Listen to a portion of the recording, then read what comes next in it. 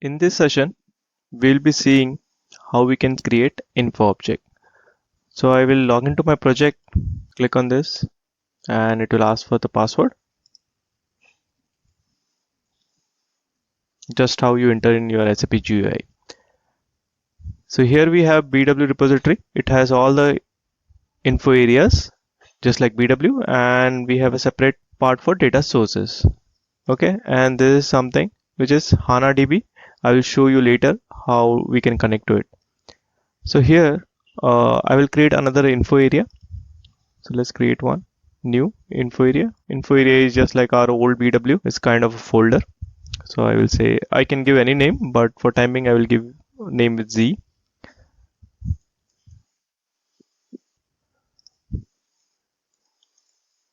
This is my info area. I can add it to my favorite. So it is easily accessible. So this is my info area which is created. Now I can see it under favorites as well. So I will go from here. And now let's create one info object. So I can just right click and see there are so many options available here. We'll see one by one all of these. For timing, we'll be creating an info object. So here I see this is my BW project, which is nothing but this folder, and I see the info area as well. I can again add it to favorite, but it is under my favorite info area, so automatically it will come under this. And I can give any name for this info object. So let me give a test name.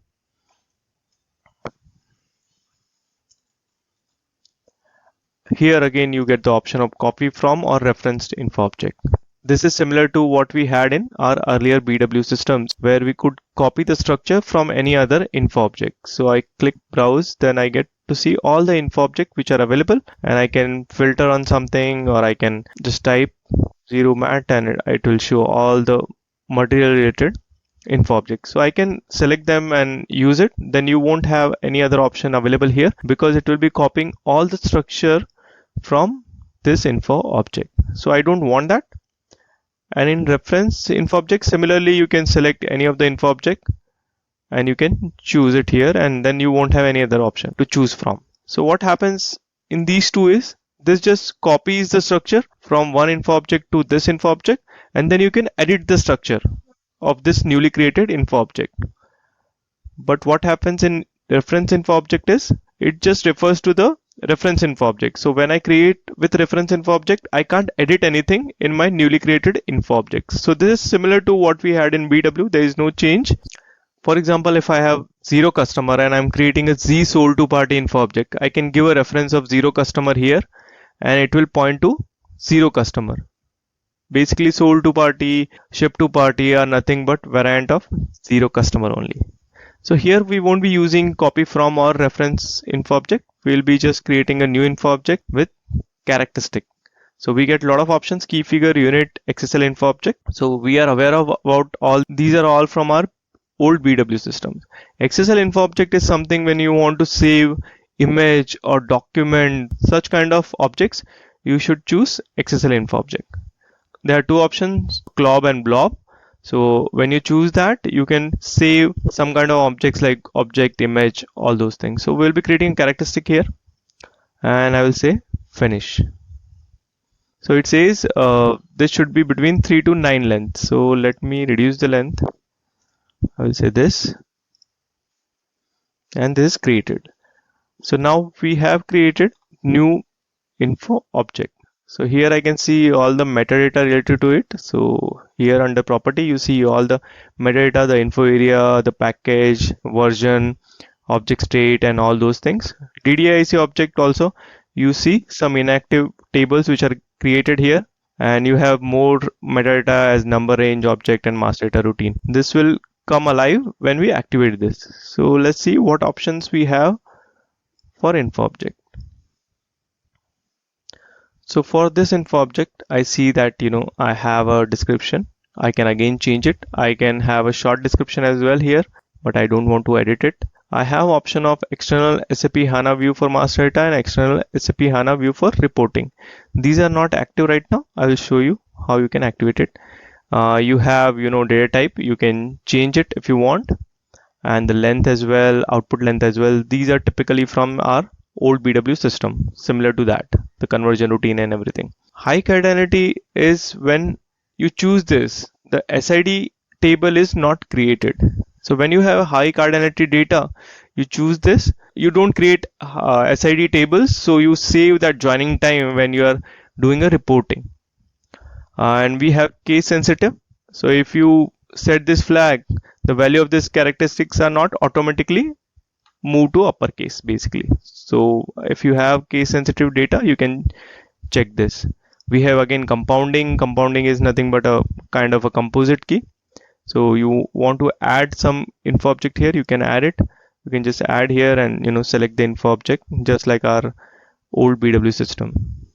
Here we get to see a lot of options like master data, text, hierarchy, enhanced master data update. This is something very new. Usable as info provider, planning mode, authorization relevant, attribute only. So we have seen few of these options already in our past system. Those are similar. So let's see one by one. When I select master data, so when I select master data, I get extra tab here.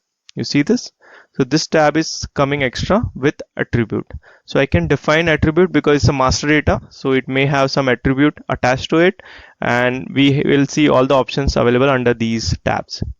When I select text, it automatically enable these checkboxes basically. So if I remove them, so you don't get these options here. So we have same tab for master data and text. So I will say yes. For example, enhanced master data update is something which is very new. So we will see it later once we are done with ADSO types. Hierarchy, you can create hierarchy and you get option again here. It is similar to our old BW. Usable as info provider, if you want to do some kind of reporting, you can select this and you get to choose all the runtime properties attached to it. We'll see that. And planning mode, if you are going to use this for planning mode, you can select it. Authorization relevant is again is similar to what we had earlier. You can make it tick and accordingly you can set the authorization. For example, if you have zero planned, you can make it authorization relevant and use it in your report. Attribute only, if you check this, this will be only used as attribute in other info objects. You can't use it as navigation attribute. So this is simple, straight. So we'll select these and we'll see what are the options we get under different tabs. So master data text, this is a generic access type. Here you get to select all the options like long text, very long text. You get an option here, or you can select medium text, if it is language dependent, everything. Those kind of things you can select here. So I will just select short and medium text, that's enough. Master data maintenance with authorization check. This is something, it is very useful when you want to do a micro authorization. That is, you want to make sure the text is also changed by someone who's authorized. Then you use it, otherwise you won't use it. Hierarchy is again, we have different options. We won't be creating hierarchy here right now. So again, this is similar to what we had in our earlier BW system. So these are the options which are available here. Attributes are important because when we are selecting anything for master data, we normally have attribute attached to it. So you can have a normal or display or navigation attribute attached to it, or XSL attribute also you can add. So there's standard which are available, or if you create some XSL info object, you can use them. So here, for example, I can select, I can add, I will say zero material is one type here, for example, and I select this. So I see that zero material is available here now. I can remove it if I want, or I can create a new info object from here as well. So you get that again, that similar window to create info object. So these are the options available. I can, change it from here to navigation attribute if I want. Again, there are some basic details which are available here, basic metadata which is available if you want to make it time dependent, part of index and all those things. And I can make it navigation attribute and I get more options here. So when I make it navigation attribute, I get to see the name. It will be ztest underscore c underscore zero material. So ztest is underscore c is this info object, underscore zero material will be this info object. And you can change the description if you want, and again the short description as well, and you can make this as well authorization relevant. And when you select it as navigation attribute, you get this check here. If I remove this, this becomes display attribute and these options vanishes. So I will select OK. So I will make it as a navigation attribute, and you can see it here. This is not time dependent. It's not transitive as well, and this is not part of F4 help. So these are the options. Now let's do one more thing. I will use a transitive attribute. So I will right click on this. So it says maintain transitive attribute. So I will say transitive attribute, and I will select any of these attributes from zero material, and I will say usage. Okay, and I will say same. So it will assign same info object here, as you can see, and I will say OK. So when I say OK, now what happens is I can use this as a transitive attribute. Transitive attribute phenomena is not new. So you have the option here, and you see this is true for transitive attribute. What happens is when you want to use zero material in your report, and also you want to use usage from zero material, which is part of attribute of zero material, you can use it. So that's how you use transitive attribute. So again, you get all the options here as well, and you can just activate this. Let's see what we have under BI clients. So these are the properties attached to info object. So you can select if how you want to display it, like key text, text key, long text, all those kind of things which we used to get at query level. You can set it here. So I won't advise you to change this. We should always set it at query level only, so it's easier as well. So we have a option to change it. Obviously every time you change it at query level, that will override this, but I would advise you not to use them, right? Unless you have a specific thing in your mind, then you should use it. Geographical type data, if you have something geographical type data, then you can attach an attribute here, otherwise not needed. For example, postcode, if you have and you have geo coordinates, you can add it here. Extended, so if you want to attach currency attributes here, or you want to make it a document property. So what happens with document property is you get to add comment as well at info provider level. So if you set that, it will help you in doing that. If you have fixed measure of characteristic unit of measure, then you can assign. If you have a constant value, you can do it. Those options are available here. And again, you can have base unit of measure. If you want to assign something to this info object, you can do it. Read access logging is something which is needed for audit purposes, and you want to see who is using that info object, how and when someone has done the access. So there's more of a edit purpose requirement. If you have in your company, then you can select these and you can do a setup with your basis or security guys here. Runtime properties, as we had selected here that you want to use it as an info provider, so it gives you a lot of runtime properties which we'll see in later sections. There are a lot of options available here which drives how your query will be fetching the data or consuming the cache. So those kind of options are available here. We'll see it later in next sections. So for time being, these are the options here available. Now let's go and activate this. I will go here and just say activate. So it is getting activated. You can see at the bottom of the screen.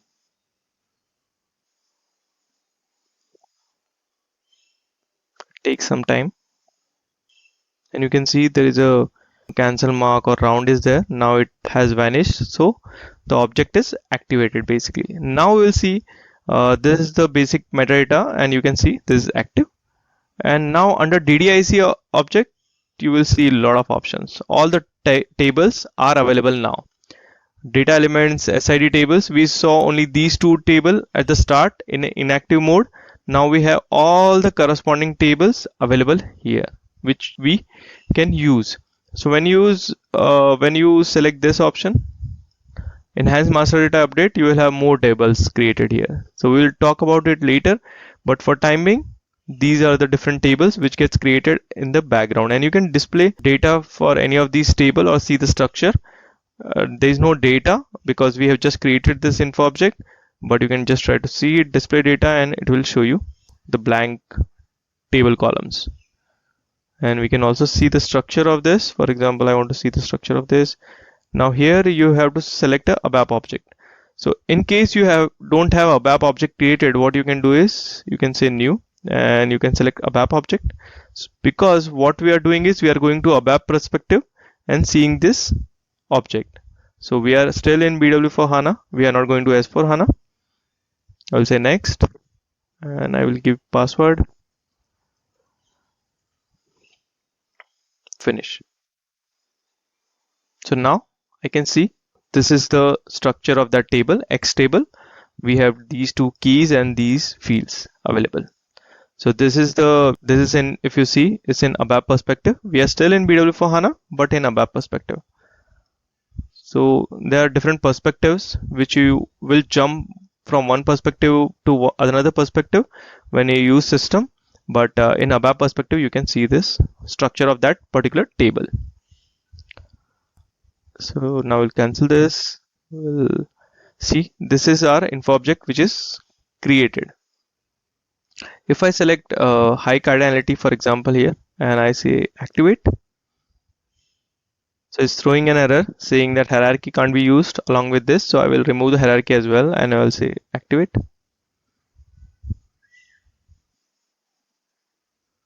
This is still running. Now this is activated, and under properties, we'll see that SID table is no longer there. So it doesn't exist when you select high cardinality. So when you have such kind of data, you should select it. Otherwise, we normally don't do that. And when you remove this, then again SID tables will be activated. So and SIDs will be generated for this info object. So this is how you create a char info object. Let's see another one. I will create one more here. Go to info object and say z test key, test key. I won't be copying, so I will select key figure, and I can say currency is fine. There are a lot of options available here. So these are similar to what we had in our earlier BW system, just that the display is different. So I'm just walking you through this so it's easier for you. So here again we can change the description and all those things. You have the option to change, and you can have selected amount here. You can change it if you want. So if you have a data which has very sensitive decimal values, you should use high precision. Otherwise you can ignore it because it's heavy on the CPU. Stock coverage and non-cumulative will be covered in when we cover the inventory part. Again, here also you can set it as attribute only, so it can't be used as navigation, but I don't see why you would use it as navigation for amount. And you can set the aggregation, and if you have a fixed currency, you can set it as fixed currency like this USD, or you can browse through it and you have the USD here, for example. PI client, you can has display. This is similar to what we used to get earlier as well, right? The scaling and all those parts are available, and again the logging and the number of the decimal places. So here we only have one tab. I can just activate this.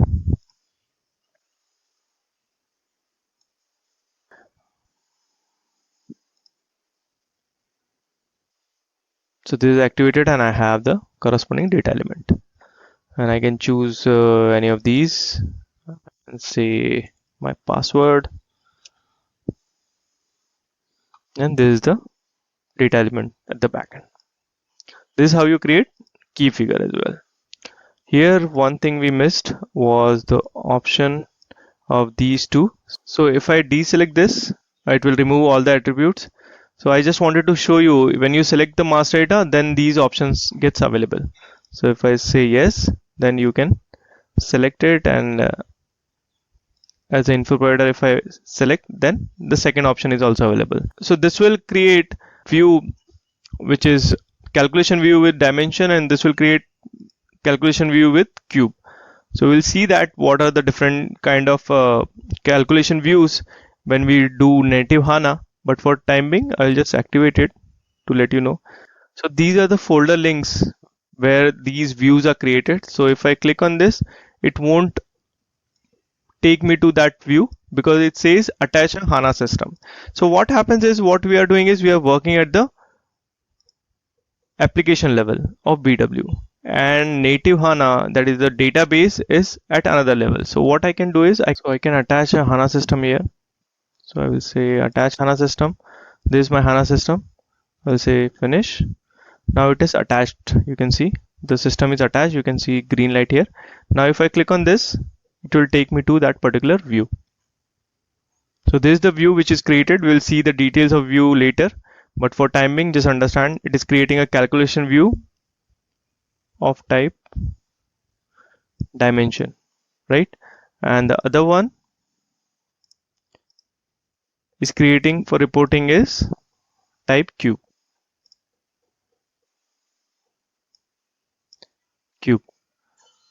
So this was all about how to create info object, characteristic, and key. Somewhat very similar to what we used to create with few new options available here. And we'll see further how you can leverage this while reporting and all the data modeling and those stuff. We'll see as we go along further. Thank you.